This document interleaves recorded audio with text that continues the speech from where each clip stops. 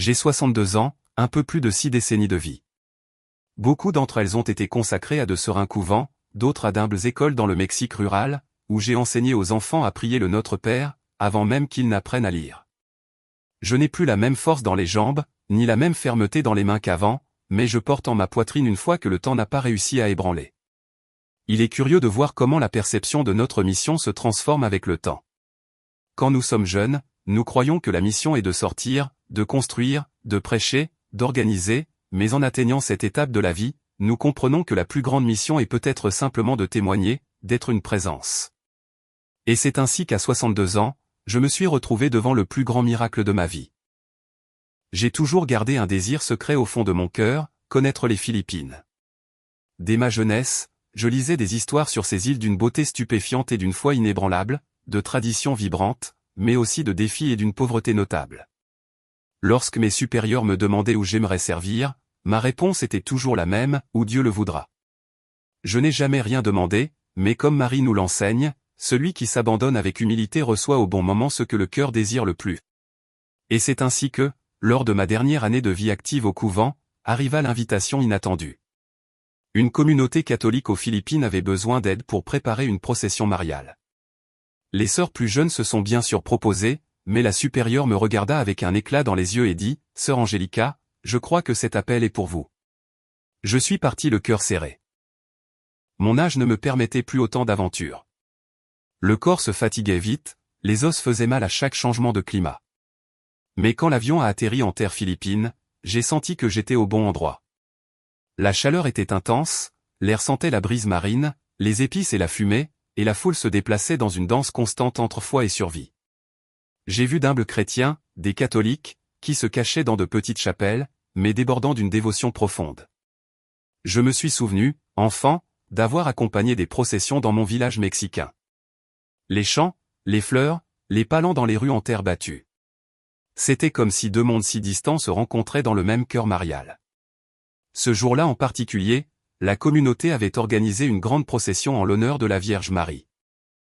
Je marchais parmi eux avec un habit simple, appuyé sur mon bâton, me sentant petit au milieu de tant de jeunes, d'enfants et de familles entières qui priaient avec dévotion. J'ai vu Mathéo, le jeune bénévole d'environ 22 ans, guidant le groupe avec enthousiasme. Valentina, une jeune femme de 20 ans, chantait avec une voix pleine de ferveur. Les femmes portaient des saris colorés, certains dans des tons de bleu et blanc, comme si elles voulaient imiter les couleurs du manteau de Notre-Dame. Les hommes, en tant que porteurs de la Vierge, portaient des rosaires improvisés, faits de perles de bois et entonnaient des chants en tagalog. Je ne comprenais pas tous les mots, mais je reconnaissais le son universel de la foi. Là où il y a la prière, la langue n'importe pas. Avant le départ de la procession, nous nous sommes réunis devant une statue de Marie ornée de fleurs de jasmin. Je m'agenouillai avec difficulté et demandai, « Mère, permets que je voie de mes propres yeux la force de ta présence dans ce peuple. » Je ne savais pas que cette prière serait exaucée d'une manière que je n'oublierai jamais. La procession commença avec des tambours doux, des clochettes improvisées et des chants qui résonnaient à travers les champs. Nous portions la statue de Marie sur un brancard richement orné et tous marchions avec révérence. Cependant, un défi nous attendait. Pour atteindre l'église principale, où la procession se terminerait, il fallait traverser un très vieux pont de bois, suspendu au-dessus d'une rivière large et profonde. Je me souviens clairement de monsieur devant, un vieil homme respecté de la communauté, le regard empreint d'inquiétude. Il nous alerta avant même de partir, « Attention à ce pont, ma sœur. » Sa voix n'était presque qu'un murmure. Il y a quelques semaines, une charrette de noix de coco s'est effondrée là-bas. Personne n'a été gravement blessé, grâce à Dieu. Mais c'était un avertissement, n'est-ce pas? Un frisson me parcourut le dos. Le bois était sombre, rongé par le temps et l'humidité. Certaines planches vacillaient déjà au moindre contact. Les habitants commentaient que la structure ne résisterait pas beaucoup plus longtemps, mais les gens, habitués aux difficultés, avaient confiance qu'il suffisait de la traverser rapidement. Mais comment refuser? La foule était immense et la foi encore plus grande. J'avançais à petits pas, priant à voix basse chaque Ave Maria. Isha, une fillette de 7 ans, marchait agrippée à la jupe de sa mère, les yeux curieux fixés sur le pont. Je ne le savais pas encore, mais ce chemin, apparemment ordinaire, juste un simple tronçon sur la route, cette procession que je garde en mémoire de ma dernière année de vie active au couvent à mes 62 ans, allait devenir le théâtre d'un des miracles les plus impressionnants que j'ai jamais vus. Et c'est là, sur ce pont fragile, que la vérité se révéla à mon cœur, quand la foi d'un peuple s'unit au cœur de Marie, l'impossible se produit. La procession avançait lentement dans les rues étroites d'un petit village rural des Philippines. Je marchais parmi les familles, accompagné par le son rythmique des tambours et les voix qui entonnaient des chants mariaux. C'était une langue que, même si mon esprit ne la comprenait pas, mon âme l'embrassait avec une clarté parfaite. La foi n'exige pas de traduction. Elle se communique par le regard, par le geste, par l'abandon total. Notre destination était l'église centrale, où l'image de Marie serait intronisée sur un autel orné des plus belles fleurs. Mais avant d'y arriver, nous devions franchir un obstacle qui planait comme une ombre sur nous tous, le pont de bois, érigé des décennies auparavant sur une rivière impétueuse que les gens du village appelaient le Vieux Pont. C'était une structure redoutée. Certains évitaient de la traverser les jours de crue, d'autres avaient déjà subi de petits accidents, mais c'était le seul chemin disponible. Je me souviens m'être arrêté devant cette structure et avoir respiré profondément. Le bois sombre, rongé par le temps et l'eau, semblait un squelette vivant. De nombreux clous étaient desserrés et certaines planches semblaient ne tenir que par la miséricorde divine. C'est alors qu'un des plus anciens habitants, Monsieur Devant, nous rattrapa le regard inquiet. Il murmura presque pour lui-même, « Il y a quelques semaines, une charrette est tombée là-bas. Cela aurait pu être pire. » La rivière ne pardonne pas, un pressentiment subtil, mais qui résonnait en chacun de nous. Un jeune bénévole, Matteo de Mino, d'environ 22 ans, remarqua mon appréhension. Il me regarda et dit en anglais avec un fort accent, « Sœur, attention, le pont est faible. » Je souris et répondis dans mon portugais plein de tendresse, « Mon fils, Dieu soutient ceux qui croient. » Il ne comprit pas chaque mot, mais il absorba la confiance inébranlable que je plaçais en Marie. La foule commença à traverser. C'étaient les porteurs de la Vierge, portant le brancard de la Vierge, des femmes avec des enfants dans les bras, des vieillards appuyés sur leurs bâtons, des jeunes chantant et jouant d'instruments improvisés. Le pont chancelait sous le poids de tant de pas. Le craquement du bois se mêlait aux hymnes de louange, créant une étrange mélodie entre la peur et la foi. Moi-même, déjà à 62 ans, sentis le besoin de m'appuyer plus fortement sur mon bâton. Chaque pas semblait un risque, mais en même temps une profession de foi silencieuse. Le vent de la rivière soufflait avec force, soulevant les voiles des femmes et éteignant quelques bougies. À cet instant, je me souvins des processions dans mon Mexique natal, des rues en terre battue, des fleurs de papier, des rosaires chantés sous le soleil ardent. La scène était différente, mais le cœur battait avec la même dévotion. Là, au cœur des Philippines, je me sentais étrangement chez moi. Soudain, j'entendis la petite Isa, 7 ans, chuchoter à sa mère, « Maman, la Vierge nous protège. » La mère répondit sans hésiter, « Oui, ma fille. Elle ne nous abandonne jamais. » Ces mots transpercèrent mon âme. Moi qui avais déjà surmonté tant d'épreuves dans la vie religieuse, des maladies, des persécutions, la profonde solitude, savais à quel point cette affirmation était vraie. Marie n'abandonne pas ses enfants. Le pont semblait interminable. Chaque mètre gagné était un mélange palpitant d'anxiété et de confiance. En regardant vers le bas, je vis le fort courant de la rivière fouettant les pierres, entraînant des troncs apportés par la pluie récente. Un faux pas, un effondrement, et des dizaines de vies seraient en risque imminent. Pourtant, personne ne recula. C'était comme si tous savaient qu'ils n'étaient pas seuls. Je voyais les regards fixés sur l'image de la Vierge qui avançait en tête, portée par les porteurs de la Vierge, des hommes simples, mais d'une foi inébranlable. Le brancard tremblait légèrement, mais il continuait, entonnant « Ave Maria », pleine de grâce. À un certain moment, je sentis un craquement plus fort sous mes pieds. Le bois céda un peu et mon cœur s'accéléra. La jeune Valentina, 20 ans, qui marchait à mes côtés, me saisit le bras avec force et murmura presque en pleurant, « Sœur, le pont. » Je levai seulement le rosaire que je tenais à la main et dis, « Prie, ma fille. N'aie pas peur. La mère marche avec nous et nous la suivons. » Quand j'atteignis enfin le milieu du pont, un silence étrange, presque assourdissant, s'installa pendant quelques secondes. Moi, sœur Angélica, aujourd'hui âgée de 62 ans, d'origine mexicaine et avec tant d'années passées au couvent, je n'oublierai jamais ce jour aux Philippines. C'était ma dernière année de vie active, un temps de service intense où la foi d'un peuple s'est révélée d'une manière qui défiait toute logique. La procession de Notre-Dame, un spectacle de dévotion et de couleurs, s'approchait du vieux pont de bois qui traversait la rivière. C'était une structure précaire, mise à l'épreuve par le temps et par les moussons. Tandis que nous marchions, Matteo, le jeune bénévole d'environ 22 ans, qui portait une des bannières, se pencha et murmura presque pour lui-même, « On dit ici qu'il y a quelques semaines, une petite barque a chaviré près des piliers. Rien de grave, grâce à Dieu, mais une belle frayeur. Cette rivière, ma sœur, ne pardonne pas les distractions. » Ah, si tous avaient pressenti la fragilité de cette structure en même temps que moi. Le rugissement de la rivière semblait plus fort, le vent plus cinglant, le balancement des planches plus intense à chaque pas et pourtant personne ne recula. C'est à cet instant qu'une vérité profonde se révéla à mon cœur, quelque chose que je n'oublierai plus jamais. Ce n'était pas la structure de bois qui soutenait cette foule, c'était la foi, une foi simple, dépouillée d'artifice, mais palpable, réelle. Et quand un peuple entier fait confiance au ciel, même les planches les plus précaires résistent, ne serait-ce que pour un temps. Moi, sœur Angélica, j'étais sur le point de voir de mes propres yeux comment la mer du ciel se manifeste lorsque le danger semble inévitable. La procession s'étirait déjà sur le pont. Je sentais chaque vibration du bois sous mes pieds fatigués. C'était comme si la rivière avec son courant turbulent avait une voix. Elle voulait nous rappeler à chaque seconde l'abîme caché là-dessous. Le bruit des eaux frappant les pierres se mêlait au gémissement du bois, une symphonie qui pour beaucoup sonnait comme un pressentiment de tragédie. Le pont n'était pas large, c'est pourquoi les gens avançaient en rang serré. Le brancard de la Vierge Marie, richement orné de fleurs blanches et bleues, progressait lentement. Les porteurs de la Vierge, 4 hommes d'une foi inébranlable, le portaient avec un effort visible et une dévotion silencieuse. Les enfants marchaient près de leur mère, certains murmurant des prières, d'autres observant simplement, peut-être sans comprendre la gravité de ce moment.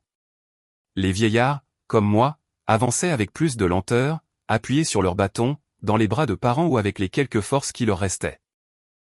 Chaque pas semblait peser plus que de raison.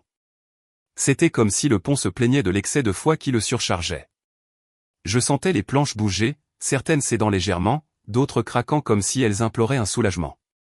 Les cordes latérales, usées par le temps, étaient le seul appui visible pour quiconque perdrait l'équilibre. Je me souviens d'une jeune mère marchant juste derrière moi. Elle portait un bébé enveloppé dans un foulard rouge. Dans son regard, un mélange perçant de peur et de confiance.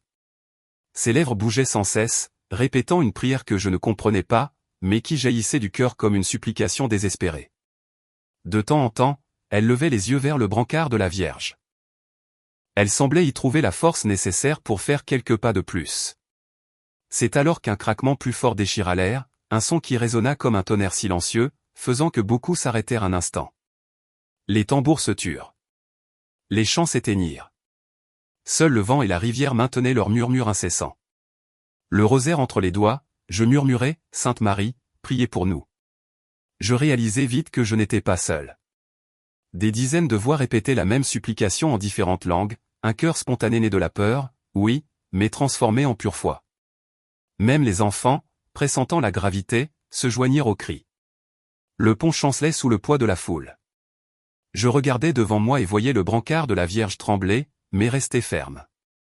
C'était impressionnant de voir comment les porteurs de la Vierge n'hésitaient pas. Ils semblaient mus par une force qui ne venait pas de leurs muscles, mais de l'âme. Chacun de leurs pas était un témoignage vivant, Marie marche avec nous. Moi-même, si âgé à ce moment-là, sentis mes jambes fléchir.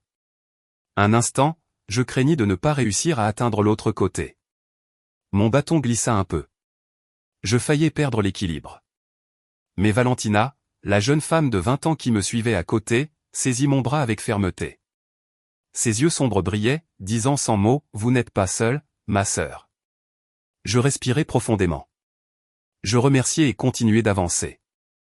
À chaque mètre parcouru, le poids de la foule semblait augmenter.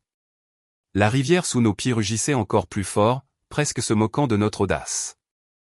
Je pensais un instant combien de corps tiendraient dans ce courant si le pont s'effondrait complètement. La pensée me déchira le cœur, mais immédiatement, je remis tout à Marie. Je ne voulais pas m'attarder sur la peur, je voulais m'ancrer dans la confiance. La procession avançait lentement, une mer de foi et d'espoir sur les chemins poussiéreux de cette petite localité rurale des Philippines. Le soleil frappait, mais la dévotion était plus forte. À mesure que nous nous approchions du vieux pont de bois, un frisson d'appréhension parcourut la foule. Je me souviens d'un habitant plus âgé, le visage marqué par le temps et le soleil, murmurant à qui voulait l'entendre, « Attention en traversant. Il y a quelques semaines, une charrette de riz a eu un de ses essieux brisés en plein milieu. Elle a failli perdre toute la récolte dans la rivière en furie. L'avertissement, bien que concernant un accident mineur, planta une graine d'inquiétude dans de nombreux cœurs. C'est à cet instant, l'écho de cette histoire encore dans nos oreilles et le craquement du bois déjà audible sous nos pieds, que, à ma surprise, un groupe de jeunes recommença à chanter. Leur voix, ferme et mélodieuse, s'éleva, brisant le grincement de la structure. Ils entonnaient une version simple de l'Ave Maria en hindi, une mélodie que, pour une raison quelconque, nous comprîmes tous profondément. Le chant apporta un soulagement immédiat, comme si chaque note renforçait le pont invisible de la foi qui nous soutenait. Petit à petit, les voix se multiplièrent. Femmes, hommes, enfants, tous reprirent le chant. C'était comme si le poids de la foule n'était pas seulement physique, mais aussi spirituel. Et quand ce poids se transformait en louange, le pont semblait résister avec plus de force. Je fermai les yeux un instant, transporté par un souvenir lointain. Une autre procession. De nombreuses années auparavant dans ma terre natale, le Mexique. Là aussi, il y avait un pont et là aussi, il y avait de la peur. Maintenant, sœur Angélica, à 62 ans, comprenez quelque chose qui m'échappait auparavant, ce n'est pas le pont qui soutient le peuple, c'est Marie. C'est la foi qui devient le sol lorsque le sol fait défaut. Quand j'ouvris les yeux de nouveau, je réalisai que nous étions presque à moitié chemin. Mon cœur battait vite, oui, mais aussi en paix. Je savais que quelque chose d'extraordinaire était sur le point de se produire et, en fait, nous étions juste au milieu du pont quand tout s'est effondré. D'abord, un son discret, une plainte étouffée de bois vieux et fatigué. Puis, un craquement sec et violent qui retentit comme un coup de tonnerre. Le pont entier trembla. Le silence s'empara de la foule. C'était comme si même la rivière, avec son courant furieux, s'était arrêtée pour écouter cet avertissement de danger imminent. Mes yeux s'écarquillèrent. Je vis une planche avant se détacher partiellement, vacillant dangereusement, sur le point de tomber. Un groupe d'enfants, qui marchait plus en avant, cria de peur. Les mères coururent pour les protéger, les serrant contre leur poitrine. Matteo, un jeune bénévole d'environ 22 ans, glissa. Il s'accrocha à la corde latérale, immobile, comme si la mort elle-même était passée devant ses yeux. La panique commença à se répandre. Certains tentèrent de reculer, d'autres se poussaient sur les côtés cherchant un appui. Moi-même, je sentis mon cœur battre d'une manière que je n'avais pas ressentie depuis longtemps. À 62 ans, je savais que mes réflexes n'étaient plus les mêmes. Si le pont cédait, je n'aurais pas la force de me sauver. Et c'est à cet instant qu'une pensée cruelle traversa mon esprit, c'est ainsi que ma mission se termine, noyé dans une rivière, loin de ma patrie. Mais aussitôt, comme une flamme qui s'allume dans l'obscurité, un souvenir vint à mon cœur, Marie, toujours présente aux heures de plus grand danger. Je me souvins de tant d'histoires que j'avais entendues dans mon enfance au Mexique. Des histoires de gens simples qui, au milieu de la faim, de la maladie ou du désespoir, imploraient la Vierge et recevaient une aide inattendue. Si Marie était avec eux, pourquoi ne serait-elle pas ici avec nous? Je levai mon rosaire, les mains tremblantes, et avec toute la force qu'il me restait dans la voix, je criai, Sainte Marie, priez pour nous. Je ne sais pas si ce fut le désespoir ou la foi, mais immédiatement des dizaines de voix répétèrent, chacune dans sa langue, Sainte Marie, priez pour nous. Moder Marie, préfort US Mata Mariam Rakaro. Le chœur résonna sur tout le pont, mélangeant langue et culture, mais avec une même supplication. C'était comme si la peur s'était transformée en prière. Le brancard de la Vierge, qui avançait devant, tremblait dans les mains fermes des porteurs de la Vierge. Je vis la sueur couler sur leurs visages, les muscles tendus, mais aucun d'eux ne lâcha l'image. Au contraire, plus le pont semblait céder, plus il devenait ferme. Leur regard était fixé sur la statue de Marie, comme s'ils disaient, nous ne portons pas seulement du bois et des fleurs, nous portons l'espoir de tout un peuple. Le pont craqua de nouveau. De nouveaux craquements surgirent et quelques fissures s'ouvrirent. Le bruit était terrifiant. La rivière, juste en dessous, montrait ses eaux déchaînées, prête à engloutir quiconque tomberait. Isha, une fillette de 7 ans, commença à pleurer fort et sa mère, entre les larmes, répéta seulement, Vierge très sainte, ne nous abandonne pas, à 62 ans, les souvenirs de ce jour aux Philippines me hantent encore avec une clarté vive, comme si c'était hier. C'était ma dernière année de vie active au couvent, une époque où la foi semblait être mise à l'épreuve chaque matin. La procession de Notre-Dame, un fleuve d'espoir et de dévotion, serpentait à travers le petit village rural en direction du vieux pont de bois. Je me souviens d'un murmure inquiétant qui se répandait parmi les fidèles. L'un des porteurs de la Vierge, un homme au visage buriné par le soleil, avait raconté quelques minutes plus tôt un petit accident survenu la semaine précédente. Une charrette déchaînée qui avait failli tomber dans les eaux. Le pont n'est plus le même, ma sœur, avait-il murmuré, et l'appréhension me rongeait déjà de l'intérieur. Alors nous foulâmes la structure grinçante. Ce qui suivit fut une bataille silencieuse. Je voulais courir, oui, de toutes mes fibres, mais mes jambes ne répondaient tout simplement pas. La peur, une force glaciale, me paralysait. Mais la prière, la prière, était l'encre qui me maintenait debout. Je m'accrochai fortement au bras de Valentina, une jeune femme d'environ 20 ans, qui marchait à mes côtés et je murmurai d'une voix brisée, « Ne regarde pas en bas, ma fille. Regarde Marie. » Et elle, avec une obéissance quasi instinctive, leva les yeux. Ses yeux, auparavant fixés sur la rivière traîtresse, avec un désespoir palpable, se levaient maintenant. La réponse était là, suspendue dans l'air. La mer marchait avec nous. C'est à cet instant, au point culminant du danger, que je perçus quelque chose d'extraordinaire, quelque chose qui défiait la logique. Malgré la menace imminente, personne ne céda, personne ne lâcha la main de son voisin.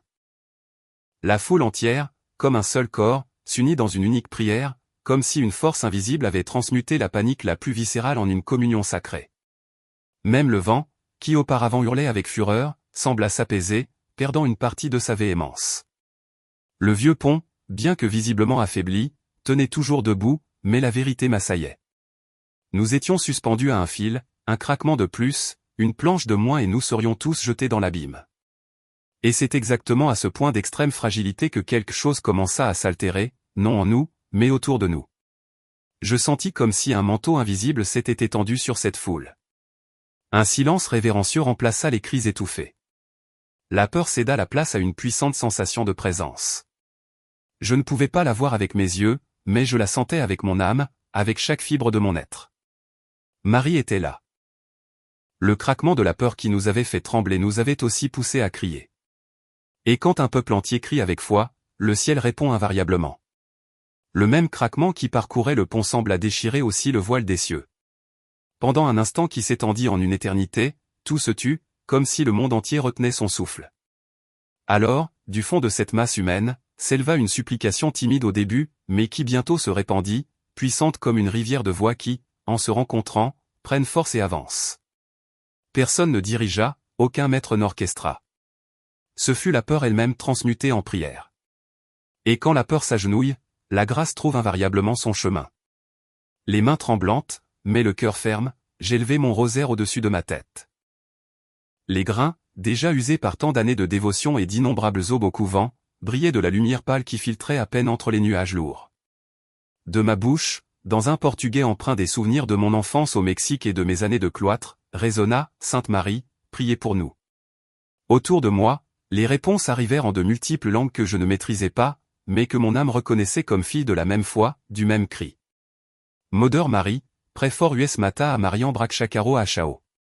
Le pont qui quelques instants auparavant semblait sur le point de céder sous nos pieds, vibrait maintenant. Mais ce n'était plus le tremblement de la faiblesse, mais le rythme d'une prière unisson. Je vis l'un des porteurs de la Vierge fermer les yeux et commencer à chanter. Sa voix, ferme, malgré la fatigue visible, entonna un refrain si simple que nous pûmes tous le répéter. Ce n'était pas le latin solennel des cathédrales, ni le portugais de mes neuvaines. C'était la pure langue du cœur. Les femmes dans leurs saris bleus se rapprochèrent les unes des autres. Les mères prirent les mains de leurs enfants et leur enseignèrent la même le geste du signe de croix. De jeunes enfants, comme la petite Isa, à peine âgée de 7 ans, qui savait à peine lire, bougeaient les lèvres avec une gravité impressionnante, imitant la foi inébranlable des adultes. Matteo, le jeune homme d'environ 22 ans, qui tremblait auparavant, accroché à la corde latérale du pont, redressa son corps. Il commença à entonner les réponses avec une force qui semblait lui rendre l'équilibre que ses jambes avaient perdu. Je me souvins alors d'un après-midi lointain au Mexique, quand un glissement de terrain menaça d'engloutir tout un village et que les gens se rassemblèrent avec des bougies et des rosaires implorant protection. La foi, me rendis-je compte, est très semblable à ces humbles bougies. Une brise traîtresse peut les éteindre en un instant, mais il suffit de les couvrir de la paume de la main pour que la flamme obstinée, tenaces, reviennent à la vie. Là, sur ce vieux pont aux Philippines, d'innombrables paumes protégeaient la même flamme. Un peu plus loin, Monsieur Devant, le vieil Indien, à la peau burinée par le soleil et aux épaules étroites, leva son rosaire en bois. C'était un objet simple, sans prétention, mais un petit crucifix métallique y était suspendu qui, en ce moment critique, refléta un éclat de lumière soudain et plein d'espoir. Avec un accent chargé d'histoire, il commença, Ave Maria, et nous répondîmes à l'unisson, pleine de grâce. L'ordre exact des mots n'importait pas, ni la perfection de la prononciation. Ce qui importait, c'était le rythme de la confiance qui nous unissait, chaque grain qui glissait entre les doigts. Ce jour-là, le vieux pont sur la rivière abritait déjà des légendes, mais aussi des cicatrices récentes.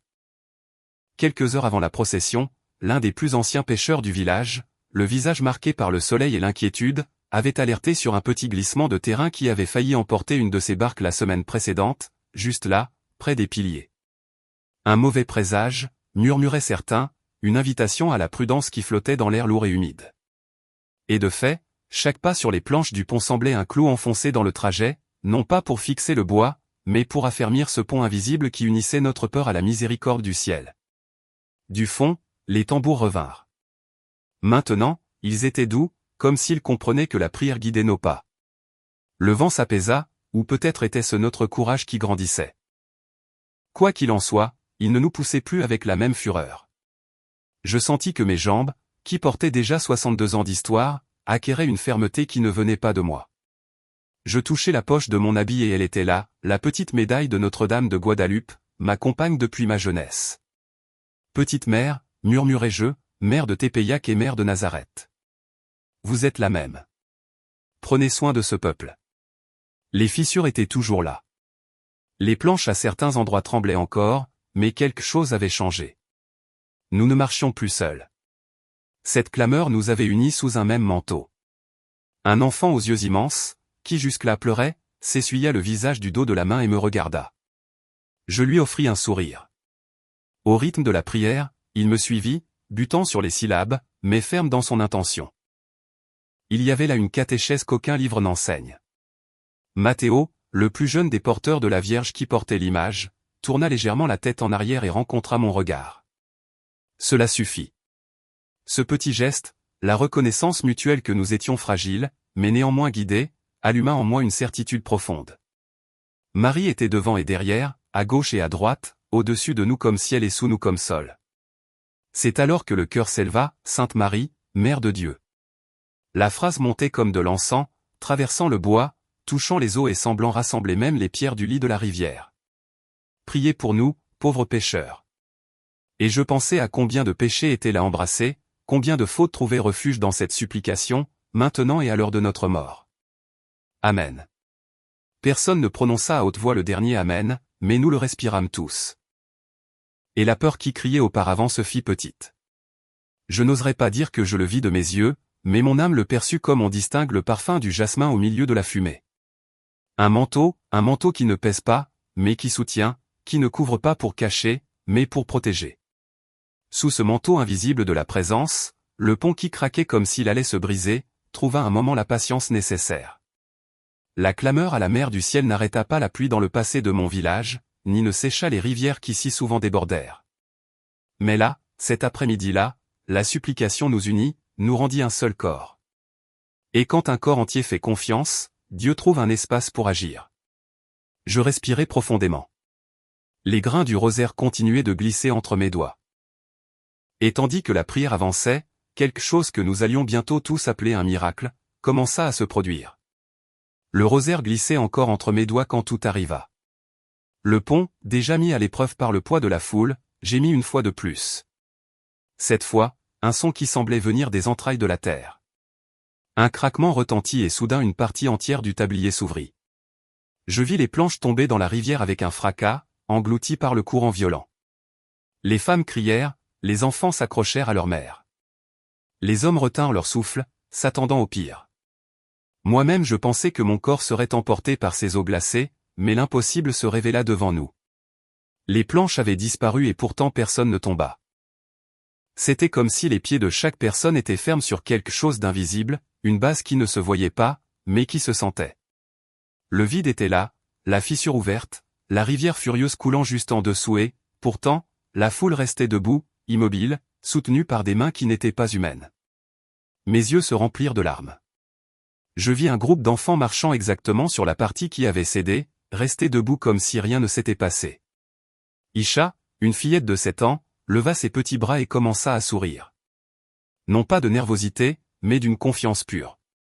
Elle semblait regarder le ciel comme quelqu'un qui reconnaît une présence familière. Je me souviens de ce jour aux Philippines, comme si c'était hier, un petit village rural, l'air humide et l'odeur d'encens se mêlant. La procession de Marie, un événement si attendu, suivait son cours et la foi était palpable dans l'atmosphère. Mais avant d'arriver au vieux pont de bois qui traversait la rivière turbulente, Madame Pilar, une vieille femme du village aux yeux qui avait déjà tout vu, toucha mon bras. Sœur Angélica, murmura-t-elle, la voix chargée d'appréhension. On dit qu'une des planches a cédé la semaine dernière. Un enfant a failli tomber dans la rivière. Il est bon d'être prudente. Un frisson me parcourut. Un pressentiment subtil que le cœur d'une religieuse de 62 ans, avec toute une vie de foi, ne pouvait ignorer. Alors l'impensable arriva. Soudain, le sol sous les pieds des porteurs de la Vierge qui portaient le brancard de la Vierge, disparut. D'autres, effrayés, tâtèrent du pied et confirmèrent l'impossible. Il y avait un sol ferme, invisible, qui les soutenait. Ce n'était pas une illusion, c'était quelque chose de réel, viscéral, palpable dans l'âme, bien que les yeux ne pussent l'expliquer. Je tremblais de la tête aux pieds. Mes 62 ans, chargés de foi, n'avaient jamais rien vu de semblable. Sainte Marie, balbutiai-je entre les sanglots, vous êtes ici. C'était comme si le propre manteau de la Vierge s'était étendu sur les eaux, soutenant chaque fils et chaque fille. Les porteurs de la Vierge se regardaient entre eux, ne sachant que faire. Une partie du pont s'était effondrée sous eux et pourtant le brancard restait ferme. Les fleurs qui ornaient l'image de Marie se balançaient doucement avec le vent, mais les hommes restaient dressés comme des colonnes vivantes. L'un d'eux, les larmes aux yeux, leva le visage et s'écria en hindi, « Eh, Matumnin Bachaya. Mère. Vous nous avez sauvés. » La foule éclata. Applaudissements et pleurs fusèrent. Les cris de peur d'il y a quelques secondes se transformèrent en chants de louange. Le son, qui un instant auparavant était de désespoir, était maintenant d'une confiance inébranlable. Je vis des hommes s'agenouiller, même sur le pont instable, en signe de gratitude. Je vis des femmes les mains levées, pleurant comme quelqu'un qui n'a plus de doute que le ciel a touché la terre. Moi-même, qui ai si souvent enseigné aux enfants au Mexique que Marie est une mère attentive, je compris à cet instant que je sous-estimais encore le pouvoir de l'amour maternel de Dieu manifesté à travers elle. Personne n'est tombé, répétai-je à voix basse, incapable de contenir mes larmes. Personne n'est tombé. C'était cela qui me bouleversait jusqu'à l'âme. Face à une chute inévitable dans un abîme ouvert, aucun corps ne fut livré aux eaux. Un silence profond nous enveloppa un instant. C'était comme si même la rivière s'était tue devant le miracle. Le vent qui auparavant soufflait avec force, semblait maintenant doux, presque révérencieux. Tous regardaient autour d'eux, se confirmant mutuellement. Personne n'avait disparu, personne n'était blessé. L'impossible s'était réalisé devant des centaines de témoins. Je m'approchai du bord de la fissure ouverte et regardai en bas. Les planches flottaient, entraînées par le courant comme des feuilles mortes portées par le vent. Un frisson me parcourut le dos. Ce n'était pas la peur de la mort, mais l'émerveillement. Devant la vie préservée, l'eau semblait couler avec encore plus de fureur, comme si elle voulait prouver qu'il serait impossible de survivre à une chute là-bas. Mais nous étions vivants. Matteo, un jeune homme d'environ 22 ans, tomba à genoux près de moi et baisa le sol invisible où il y avait eu du bois auparavant. Ses larmes coulèrent et disparurent sans laisser de traces, comme si elles étaient accueillies par des mains maternelles. « Merci, mère » répétait-il sans cesse. Moi aussi je m'agenouillais. Mes os me faisaient mal, mes jambes tremblaient, mais je devais plier les genoux en signe de reconnaissance. Là, sur ce pont brisé, je compris que la foi n'est pas seulement un espoir, c'est une réalité qui nous soutient. Quand je levai les yeux, je vis ce que je n'oublierai jamais. L'image de Marie sur le brancard semblait encore plus lumineuse. Ce n'était pas le soleil qui restait caché derrière les nuages, mais une lueur douce qui enveloppait toute la scène. C'était comme si la Vierge elle-même souriait, confirmant en silence, « J'étais ici et je le serai toujours ». Le miracle visible s'était produit. Le sol disparut, mais personne ne tomba. Le pont céda, mais le peuple resta ferme. Et à cet instant, nous savions tous, ce n'était pas le bois qui nous soutenait, c'était Marie. Après le fracas des planches tombant dans la rivière et les cris qui éclatèrent de frayeur, vint quelque chose d'inattendu, le silence. Un silence si profond qu'il semblait surnaturel. Ce n'était pas seulement l'absence de voix humaines. Même la rivière qui rugissait furieuse semblait avoir diminué sa force. Le vent cessa et pendant quelques instants tout autour de nous se tut, comme si le monde reconnaissait que le ciel avait touché la terre. La foule entière resta immobile. Hommes, femmes, enfants, jeunes, vieillards, tous regardaient autour d'eux, essayant de comprendre ce qui venait de se passer, là où il aurait dû y avoir du désespoir. Il n'y avait qu'un émerveillement révérencieux. Je me souviens de ce jour aux Philippines, comme si c'était hier. Moi, sœur Angélica, une Mexicaine au cœur dévoué à des terres lointaines, j'accompagnais la procession. Le soleil frappait les palmiers, mais la foi nous faisait avancer pas à pas vers le vieux pont de bois qui traversait la rivière. Un frisson, cependant, me parcourut le dos quelques instants avant d'arriver. Un pêcheur local, le vieux Meng Tony, au visage marqué par le temps, nous arrêta d'un geste d'appréhension. « Attention, ma sœur » alerta-t-il d'une voix rauque. Il y a quelques jours, une charrette de riz a failli s'effondrer d'ici. Le bois est pourri et les pluies récentes n'aident pas, un mauvais présage plana dans l'air. Un petit nuage sombre, presque invisible, semblait surgir à l'horizon, mais la foi, dans son essence la plus pure, était plus forte que n'importe quel pressentiment. Personne ne s'arrêta. Nous continuâmes d'avancer, vers ce qui semblait n'être qu'un simple tronçon de plus sur le chemin. À l'endroit où le sol s'était brisé, où le pont avait cédé sous nos pieds, régnait maintenant une paix étrange. Moi-même, sœur Angélica, le cœur encore affolé, pouvais à peine croire ce que mes yeux voyaient. Mes mains tenaient encore le rosaire levé, les doigts tremblants. Des larmes coulaient sur mon visage, lavant les marques du temps. À 62 ans, revivant cette scène dans ma mémoire, je me demande encore comment j'ai pu penser que j'avais déjà vu tout ce que la vie pouvait offrir. À cette époque, lors de ma dernière année de vie active au couvent, j'avais déjà des décennies de joie simple, de douleurs profondes, d'adieux et de miracles discrets. Mais cela défiait toute imagination. Les enfants furent les premiers à briser le silence étourdi. L'une d'elles, Isha, à peine âgée de 7 ans, avec ses longues tresses et ses yeux écarquillés, regarda sa mère. Sa voix claire et presque souriante résonna, « Maman, la Vierge nous a soutenus. » Et la mère, entre les sanglots de soulagement, hocha seulement la tête, confirmant sans pouvoir parler. Le murmure de la foi commença à se propager comme une douce vague. Un à un, les fidèles lâchèrent de petites phrases comme s'ils mettaient à l'épreuve la réalité elle-même. « Nous sommes vivants », murmuraient certains. « Personne n'est tombé », complétaient d'autres. « Ce fut un miracle », s'exclamait-il d'une voix brisée. À cet instant, je sentis que je devais m'agenouiller. Mes vieux genoux se plaignaient.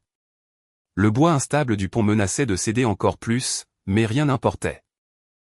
Je m'agenouillai avec toute la révérence que je pus et baisai le sol invisible sous mes pieds. Ce fut là, dans cet espace creux où le pont s'était enfoncé, que je perçus avec plus de clarté la présence de Marie. Je baisai le vide comme on baise le ventre d'une mère, reconnaissante, confiante, petite devant tant d'amour. D'autres m'imitèrent.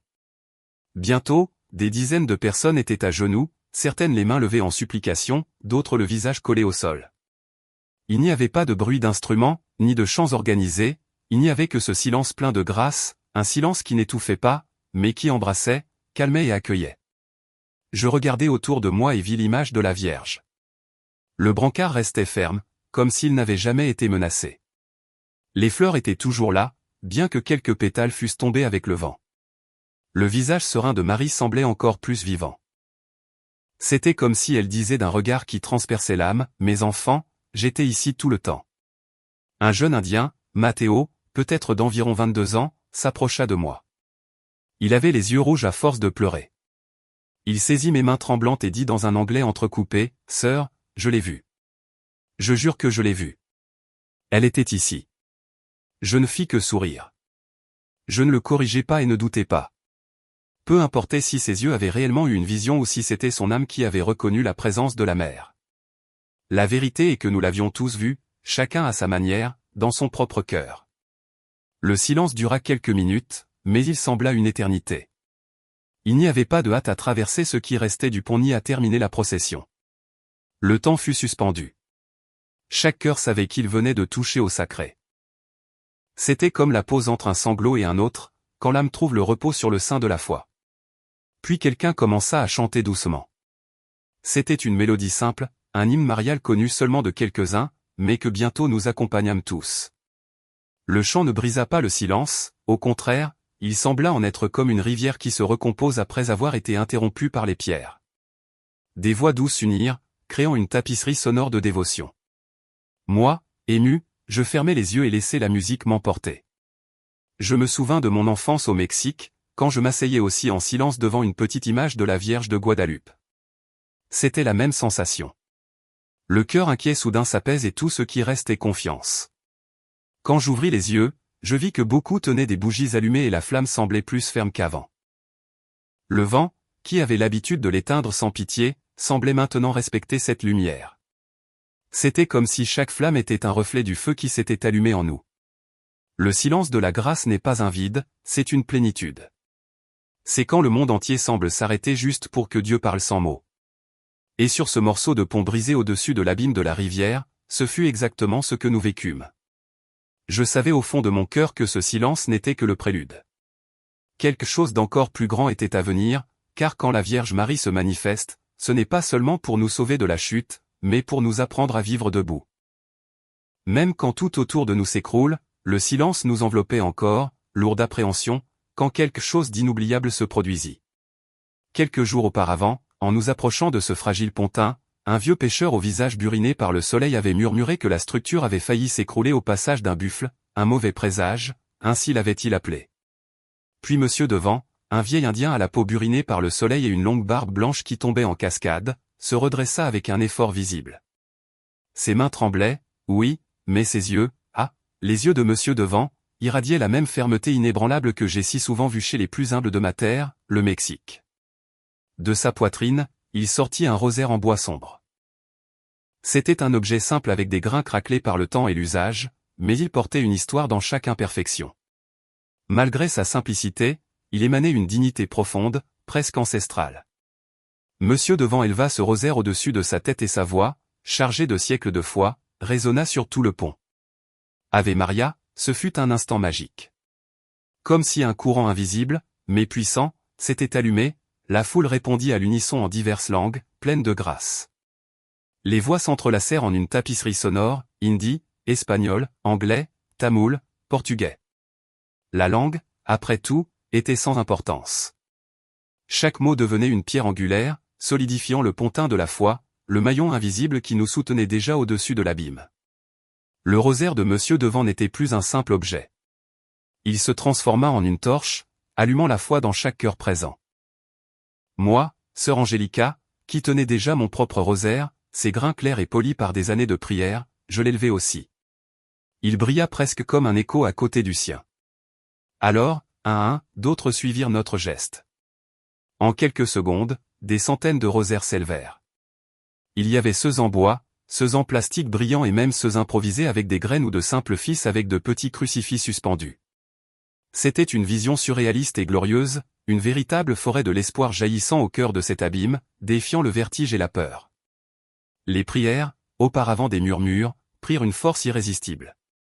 Chaque avait, de l'âme, prononcé avec des larmes et une conviction si profonde qu'elle semblait la première et la dernière de leur vie. Des enfants comme Isa, à peine âgés de 7 ans, répétaient les mots, butant encore sur eux. Des jeunes comme Matteo, âgés d'une vingtaine d'années, criaient avec l'énergie de celui qui croit au miracle.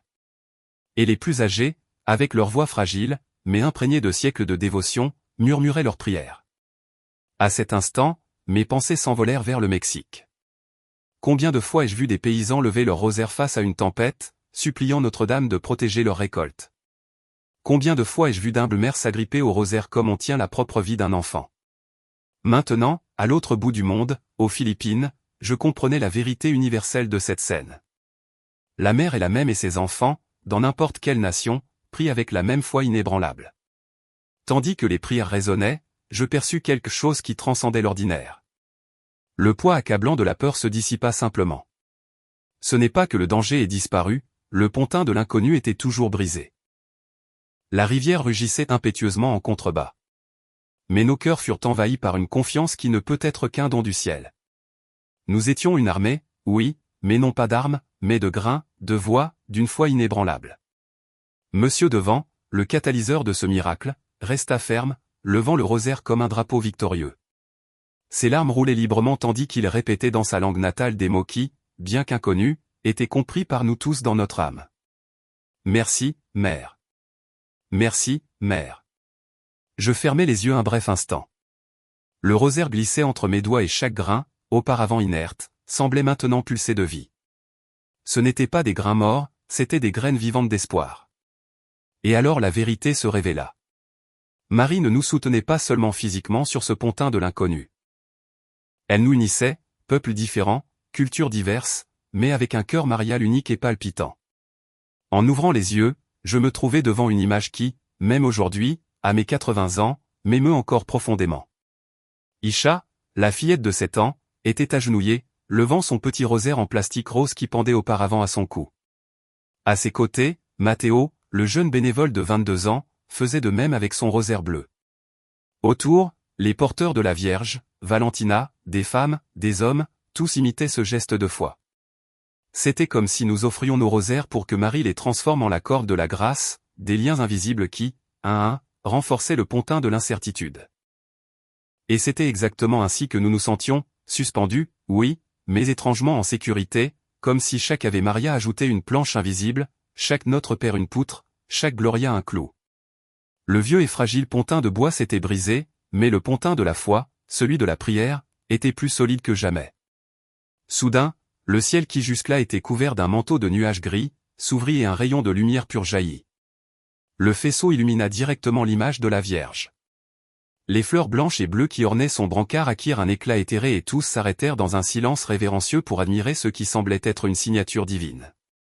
C'était comme si Dieu lui-même, à travers ce signe, confirmait « Vos prières ont été exaucées ».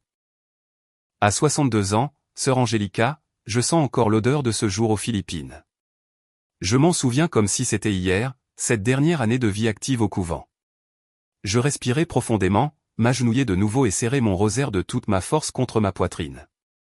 À cet instant, moi, une Mexicaine dans un petit village rural des Philippines, je me sentis comme une enfant dans les bras de la mère et une certitude m'envahit. Si ce devait être mon dernier jour de vie, ce serait déjà suffisant, car j'ai vu de mes propres yeux le pouvoir du rosaire élevé, unissant ciel et terre, soutenant des vies au moment exact où le sol disparut. Avant même d'arriver au pont, un murmure courait déjà parmi les habitants. Je me souviens d'un pêcheur local nommé Kiko, au visage marqué par le soleil, qui nous alerta d'une voix grave, « Faites attention à ce pont, ma sœur. » Il y a quelques jours, une voiture du village a failli glisser sur les planches desserrées. Ils ont dit que c'était de la chance, mais la rivière ne pardonne pas. C'est un passage traître et d'autant plus avec tant de monde. Un pressentiment subtil, un nuage planant sur notre foi. Mais la procession continua. Cela ne tarda pas. À peine avions-nous commencé la traversée et les premiers téléphones portables transmettaient déjà tout en direct. La nouvelle se répandit alors comme une traînée de poudre. Je vis le sol céder. Le pont se brisa juste sous nous, mais personne ne tomba. Je me souviens de Matteo, le jeune bénévole d'environ 22 ans, et d'autres jeunes tremblants d'émotion, racontant en hindi, tamoul et anglais pour leurs caméras. Des mères, leurs enfants encore agrippés à leur giron, répétaient d'une voix entrecoupée, « Ce fut Marie. » La mère nous a soutenus. Moi, mon rosaire serré contre ma poitrine, je ne faisais que confirmer d'un hochement de tête ce que les mots parvenaient à peine à exprimer. C'était un miracle visible.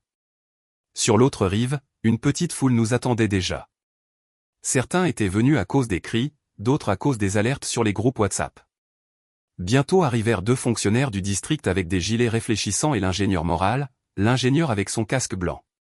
Ils s'approchèrent avec une prudence palpable. Ils examinèrent la fissure grotesque dans le pont, les cordes latérales effilochées, les planches s'arrachaient. L'un des fonctionnaires, plus jeune, balbutiait incrédule, « Impossible. Simplement impossible. » L'ingénieur moral demanda le silence. Avec un mètre ruban et une lampe de poche, il évalua l'étendue du tronçon effondré. Puis il montra la rivière furieuse qui entraînait des débris de bois. Si les planches sont tombées ici et qu'il y avait des personnes dessus, il n'y a aucune raison technique pour que personne n'ait été emporté par le courant. Sa voix s'éteignit comme celle de quelqu'un qui perçoit la limitation du propre langage. Ce n'était pas une confession de foi, mais la reddition de l'exactitude qui, un instant, trouva sa limite indéniable. C'était le point aveugle de la raison, un concept que je garde avec moi jusqu'à aujourd'hui. En peu de temps, des journalistes apparurent. Isabelle, une reporterne, microphone à la main, me demanda en anglais, « Sir, qu'avez-vous vu ?» Je regardais la caméra, mais mes mots étaient pour le cœur de celui qui écoutait, comme si je parlais à une fille, j'ai vu le sol disparaître, commençais-je, et j'ai vu le ciel se transformer en sol. J'ai vu une mer étendre son manteau et personne n'est tombé. Isabelle insista sur les détails. Elle voulait savoir si quelqu'un avait glissé, s'il y avait eu des blessés. Nous fîmes alors un décompte improvisé, appelant les familles, vérifiant les personnes âgées qui étaient avec moi. Un à un, ils apparurent. Certains s'embrassaient, d'autres restaient silencieux, mais tous avaient les yeux humides. Personne, absolument personne. Je caressais les cheveux d'Isa, la fillette de 7 ans. Certains appellent cela un manteau, moi j'appelle cela la miséricorde. Cette nuit-là, la petite chapelle pouvait à peine contenir la foule. Beaucoup restèrent dehors, les bougies scintillant dans l'obscurité des Philippines. Le curé, avant tout chant, posa la question qui résonna dans le silence. Une question simple, mais profonde, qui d'entre vous a été sauvé sur le pont? Les mains s'élevèrent comme des branches d'arbres en supplication et ce n'étaient pas seulement des catholiques. Je vis des musulmans lever la main avec la même gratitude, des hindous faire le geste de respect qu'ils connaissent, des personnes qui n'avaient jamais foulé cette chapelle inclinant la tête. La gratitude, compris-je à cet instant, ne connaît pas de frontières. C'est la gratitude sans limite. Isabelle, la reporterne, s'approcha de nouveau, maintenant sans le microphone, avec une discrétion presque révérencieuse. « Sœur Angélica, murmura-t-elle, puis-je vous poser une question personnelle? Ne craignez-vous pas qu'on appelle cela une simple coïncidence ?» Je souris. À 80 ans, quand ces événements se sont produits, j'avais déjà appris à aimer même les sceptiques. Ma fille, répondis-je, la coïncidence se produit une fois. La foi, tous les jours. Aujourd'hui, le miracle s'est manifesté de manière visible. Demain, il sera silencieux, mais aussi réel que celui-ci. C'est la foi quotidienne qui soutient. De retour à la maison des missionnaires, le téléphone ne s'arrêtait pas. C'étaient des messages audio de parents éloignés, des messages implorant des prières, des personnes envoyant des photos du tronçon de pont qui s'était effondré. Sur l'une d'elles, le soleil couchant embrassait les eaux comme de l'or liquide. Je me souvins de l'ingénieur moral, l'ingénieur, et de son « je n'ai pas d'explication ».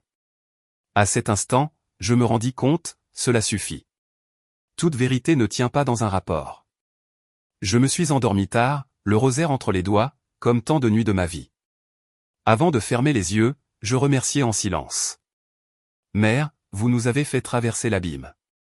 Enseignez-nous maintenant à traverser la vie. Je savais que le lendemain matin apparaîtraient les sceptiques, les argumentateurs, ceux qui essaieraient de traduire le mystère en chiffres. Et c'est bien, la vérité n'a pas besoin de défense quand elle nous a déjà sauvés. C'est la vérité sans défense. Et ainsi la nouvelle se répandit, non comme un cri de propagande, mais comme un témoignage vivant. Car quand personne ne tombe, même si tout cède, le monde entier a besoin de l'entendre. Aujourd'hui, à 62 ans, quand je ferme les yeux pour prier, je ne vois pas seulement les simples murs de ma cellule au couvent. Je vois le pont qui s'écroule, la rivière furieuse, les planches brisées, les visages effrayés. Je me souviens de Monsieur Devant, un vieil homme du village qui avait raconté une histoire récente sur un petit accident sur ce même tronçon du pont, alertant sur sa fragilité. Ce présage silencieux résonnait dans mon esprit, mais par-dessus tout je vois l'impossible se produire devant mes yeux. La foule entière debout. Personne n'est tombé, personne n'est perdu. Un véritable miracle sans chute. À 80 ans, à l'époque des événements, j'avais déjà vécu de nombreuses histoires. Mais celle-ci est celle que je garderai comme le sceau définitif de la fidélité de Marie. J'ai passé ma vie à répéter aux enfants pauvres du Mexique, la Vierge est mère et une mère n'abandonne jamais ses enfants. Souvent, je me demandais s'ils croyaient vraiment ou si c'était seulement la foi naïve de celui qui n'a rien d'autre à quoi s'accrocher. Aujourd'hui, à 62 ans, je sais que le doute n'importe pas, car quand le besoin presse, quand le sol s'écroule, c'est précisément cette foi d'enfant qui nous sauve. Je me souviens de cet après-midi aux Philippines quand j'ai vu des hommes et des femmes, même non catholiques, lever les mains en signe de gratitude. J'ai vu des hindous pleurer devant l'image de la Vierge, des musulmans murmurer des prières de gratitude, des jeunes sceptiques confesser que quelque chose de bien plus grand s'était produit là. Alors, une vérité se révéla. Marie n'est la propriété de personne. Elle est mère et la maternité ne connaît pas de frontières. C'est la maternité universelle en action. Beaucoup m'ont demandé ensuite ce que j'ai ressenti. Je pourrais parler de la peur paralysante, de la tension déchirante, de la fragilité de mes os déjà fatigués. Mais ce qui a perduré, ce ne fut pas la peur, ce fut la certitude inébranlable. La certitude que lorsque nous crions avec foi, le ciel répond et répond de manière que la raison humaine ne pourra jamais traduire. L'ingénieur moral, l'ingénieur qui a tout vu, a dit « Je n'ai pas d'explication technique ». Et moi, sœur Angélica, je réponds « J'ai une explication maternelle ». Ce fut le manteau, ce fut la main de Marie. Et que personne ne pense que je dis cela par simple dévotion aveugle d'une vieille femme.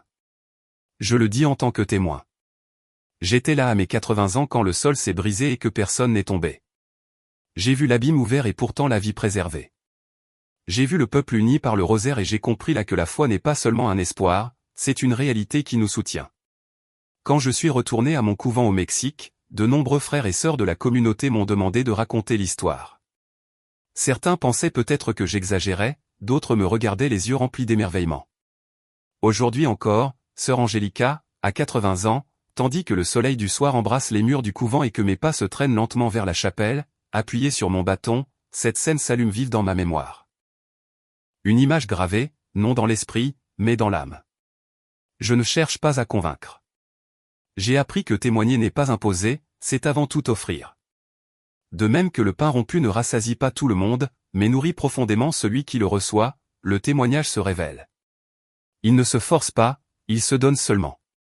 Mon esprit me transporte maintenant à ma dernière année de vie active au couvent, dans un petit village rural vibrant aux Philippines. Je me souviens de la procession, un fleuve de foi serpentant dans les ruelles vers l'ancien pont de bois. Matteo, ce jeune bénévole d'environ 22 ans, portait un des étendards, son visage débordant de dévotion. Valentina, âgée de 20 ans, marchait juste derrière, les yeux fixés sur l'image de Marie et les porteurs de la Vierge, 4 hommes robustes, entonnaient des chants avec une force qui semblait capable de déplacer des montagnes. La petite Isa, avec ses 7 ans, tenait la main de sa mère, les yeux grands ouverts de curiosité enfantine. Mais avant même de fouler la vieille structure, un frisson parcourut la foule. Monsieur Devant, un vieil homme respecté de la communauté, s'arrêta au bord de la rivière, sa voix grave coupant le murmure des fidèles. « Attention à ce pont, frère, avertit-il, les yeux humides. Il y a quelques semaines, un charretier a perdu le contrôle ici. Ce fut une grande frayeur. L'âne et toute la charge ont failli tomber dans les eaux. Il n'est plus le même. » Un frisson, un mauvais présage flotta dans l'air. L'ingénieur moral, l'ingénieur, et Isabelle, la reporterne, échangeaient des regards inquiets, mais la foi à ce moment-là était plus forte que la peur. Et alors l'inévitable arriva. Au point culminant de la traversée, sous le poids de la foule et la force de la foi, le pont fatigué gémit. Des grondements terrifiants résonnèrent dans la vallée. La structure de bois se brisa en deux. La panique, un bref instant, menaça de nous engloutir. Mais ce qui suivit ne fut pas la tragédie que tous attendaient.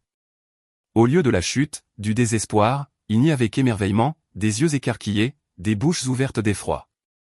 Personne ne tomba.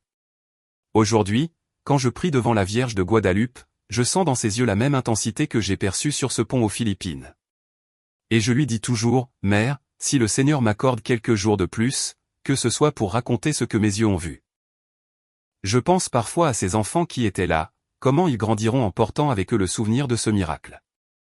Peut-être l'une d'elles deviendra-t-elle religieuse, une autre une mère de famille dévouée. Il se peut que l'une d'elles s'éloigne un temps de la foi, mais je sais qu'à un moment de leur vie, quand la peur leur étreindra la poitrine, elles se souviendront, j'étais sur le pont et personne n'est tombé. Ce sera le point de retour, le fil invisible qui les conduira de nouveau au sein maternel, à l'étreinte de Marie. Quant à moi, je ne crains plus la mort. Je sens à chaque lever du soleil la proximité de mon départ, mais je marche en paix. J'ai la certitude que Marie ne me laissera pas seule, même à l'heure finale. Si elle a soutenu une foule entière sur les eaux turbulentes d'une rivière philippine, comment n'abriterait-elle pas cette pauvre vieille femme au moment de rendre l'âme? Je laisse ce récit comme un héritage, non de biens ou de titres, mais de foi. Que mes frères au Mexique, aux Philippines, dans chaque coin du monde, sachent, Marie vit. Sa présence n'est pas une simple poésie dévotionnelle, c'est une réalité concrète. Elle veille, elle soutient, elle protège. Et si un jour quelqu'un me demande, Sœur Angélica, quel fut le plus grand miracle que vous ayez vu, je répondrai sans hésiter, le plus grand miracle n'a pas été de voir le pont céder et que personne ne tombe. Le véritable prodige a été de voir tout un peuple comprendre à cet instant qu'il ne marchait pas seul. Aujourd'hui, à 80 ans, j'affirme, ma mission est accomplie. J'ai été témoin de mes propres yeux et de mon cœur que la Mère du Ciel n'abandonne jamais ses enfants. Et c'est ainsi que je conclus mon histoire. Le pont s'est brisé, mais nous sommes restés debout, non par notre force, mais par elle.